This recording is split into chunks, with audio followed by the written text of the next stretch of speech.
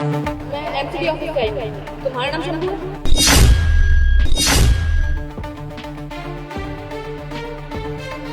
Ma'am साहब हमारा ठेला मत हटवाइए। मेम साहब आपके आगे हाथ जोड़ता हूँ। मेम साहब हम ना अपना ठेला कहीं और लगा लेंगे, लेकिन हमारा ठेला मत हटाइए।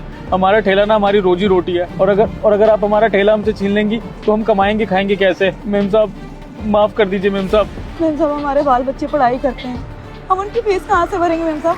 एक यही ठेला तो है जिससे हमारी रोजी रोटी चलती है मैम साहब। मैम साहब हम आपके पैर पड़ रहे हैं, हम पे रहम करिए मैम साहब। अरे पैर छोड़ो मेरे, खड़े हो दोनों। ये क्या बदतमीजी है? यहाँ पर मैं आपका कोई ठेला हटवाने के लिए नहीं आई हूँ, एमसीडी ऑफिस से आई हूँ, क्योंकि एमसीडी ऑफिसर ने बुलाया है आप दोनों को ऑफिस में। एमसीडी अफसर ने हमको बुलाया, लेकिन क्यों मेम साहब? वो सब मुझे नहीं पता, वो तो आप लोगों को जाकर पता चलेगा। कल सुबह 9 बजे एमसीडी ऑफिस टाइम पे पहुँच जाना, क्योंकि हमारे सर ना टाइम को लेके बहुत ज्यादा स्ट्रिक्ट है। जी मेम साहब। चलती हूँ मैं।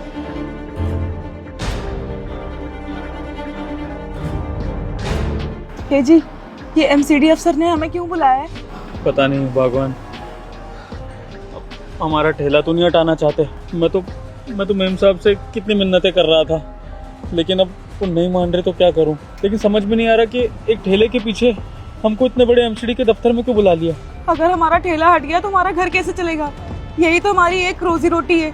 चिंता मत करो भगवान, मैं अपने ठेले को बचाने के लिए ना अफसर के पैरों में गिर जाऊंगा, लेकिन अपने ठेले को हटने नहीं दूंगा। चिंता मत करो तुम।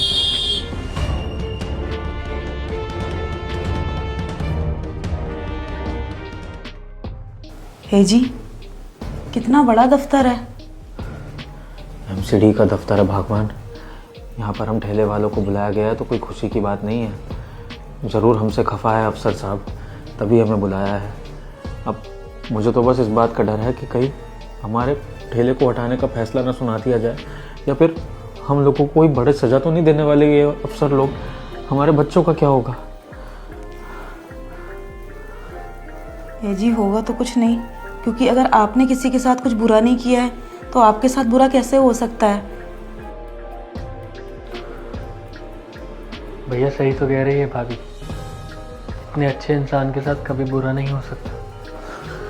राकेश भाई, तू यहाँ पे? देवर जी आप? हाँ भैया भाभी, मैं यहीं काम करता हूँ। छोटे, तेरी सरकारी नौकरी लग गई? चल अच्छा है, ये देखकर अच्छा लगा भगवान कि अपना छोटा अब जिंदगी में तरक्की कर रहा है, एक अच्छे मुकाम पर पहुंच गया है, एमसीडी के दफ्तर में आ गया है। वैसे छोटे, तेरी एक मदद चाहिए थी।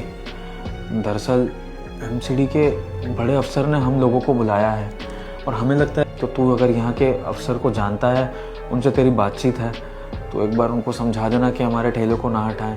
हम गरीब सरकार का क्या ही ले रहे हैं, हम वो कहेंगे तो हम उस ठेले को जगह जगह घुमाते रहेंगे, कहीं खड़ा नहीं करेंगे। लेकिन उनसे बोलना अपने बड़े भाई और भाभी के लिए कि हमारा रोजगार ना छीने हमसे। देवर जी, बड़े साहब से हमारी भी थोड़ी सी सिफारिश लगा दो ना। भैया मुझे किसी से कुछ भी कहने की कोई ज़रूरत नहीं है, ना कोई बातचीत करनी है, ना ही कोई सिफारिश लगाने की ज़रूरत है। मतलब छोटे, हम समझे नहीं। क्योंकि भैया वो बड़ा अफसर मैं ही हूँ जिसने आप दोनों को यहाँ पर बुलाया है। छोटे, तू एमसीडी का अफसर बन गया है? जी भैया। वाह, सोचा भी नहीं था भगवान कि अपना छोटा इतना आगे निकल जाएगा। देख रही हो, एक सरकारी अफसर, वो भी एमसीडी का। लोग इसके आगे सलाम करते होंगे ना। छोटे, अब तो तू सच में बहुत बड़ा आदमी बन गया है। तो अपने भैया भाभी पे इतना एहसान तो कर ही सकता है ना कि यहाँ के लोगों को बोल दे कि हमको परेशान ना करें। हम भी किसी को परेशान नहीं करेंगे, चुपचाप अपना ठेला चलाते रहेंगे और खुश रहेंगे। बोल देगा ना? अरे अरे छोटे छोटे, उठ। ये क्या कर रहा है तू? पैर क्यों पड़ रहा है हमारे?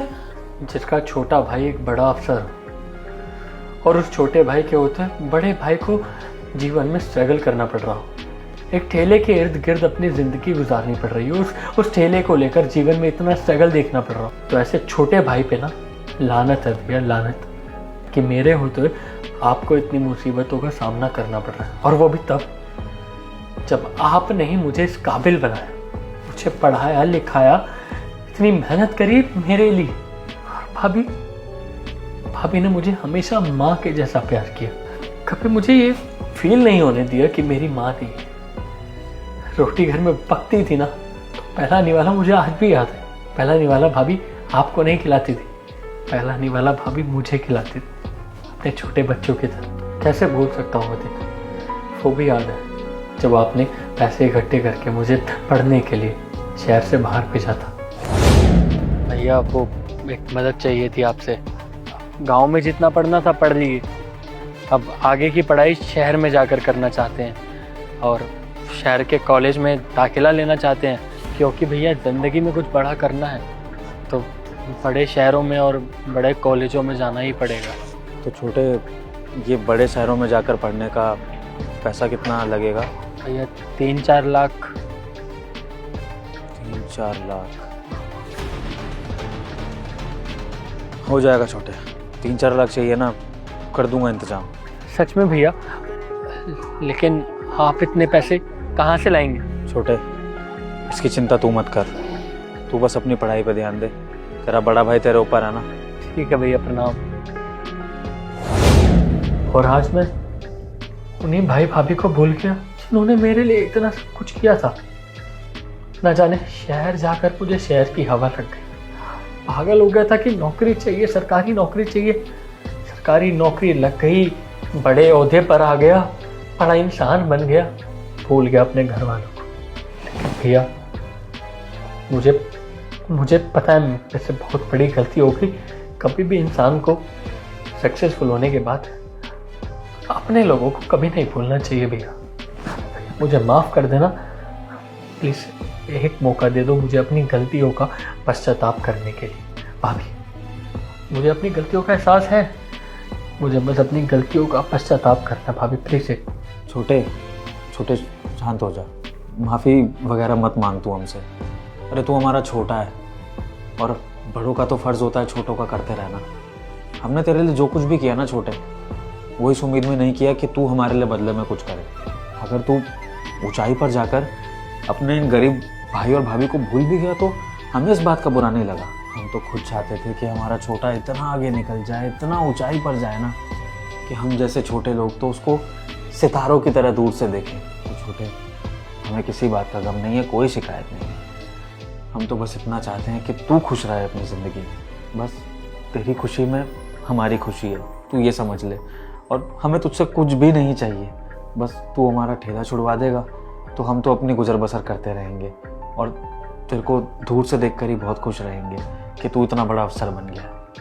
देवर जी, आपको अपनी गलती का एहसास हो गया, हमारे लिए इतना ही काफ़ी है। अगर सुबह का भूला शाम को घर वापस आ जाए ना, तो उसे भूला नहीं कहते। और हम बड़ों का काम ही है छोटों को माफ़ करना।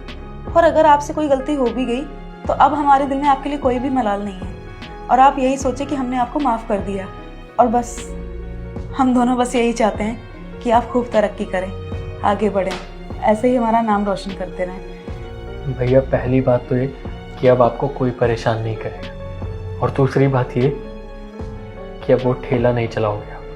अब आप मेरे साथ मेरे घर में नहीं हमारे घर में रहोगे। जो आप लोगों ने मेरे लिए सेक्रीफाइसेस किए हैं, मेहनत करी, उस मेहनत का फल खाने का अब टाइम आ चुका है। तो अब वो ज़िंदगी दोबारा नहीं जीनी आप लोगों को। आप अच्छी लाइफ डिज़र्व करते हैं और वो अच्छी लाइफ मैं आपको दूंगा, कसम खाता हूँ। प्लीज़ मना मत करना, आप दोनों मेरे साथ चलोगे हमारे नए घर में। कुछ नहीं सुनूंगा मैं। लेकिन छोटे, लेकिन कुछ नहीं भैया, अब हम लोग सब एक साथ रहेंगे, एक परिवार के साथ। आपको पता भी नहीं है मैंने आप लोगों को कितना मिस करा, अपने परिवार को कितना मिस करा। वो रात को एक साथ बैठकर खाना खाना, तो शहर में अकेला बैठकर खाना खाता, मैं कुछ होता तभी आप दोनों की याद आती है। प्लीज़ भैया, ये आखिरी मौका है मेरी गलतियों का पश्चाताप करने का। प्लीज़ मना मत करना।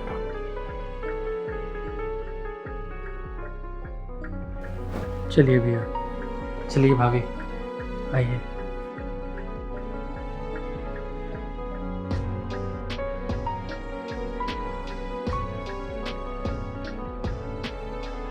दोस्तों, इंसान तरक्की करके कितना भी आगे बढ़ जाए, लेकिन उस तरक्की का मज़ा अपनों के साथ ही आता है।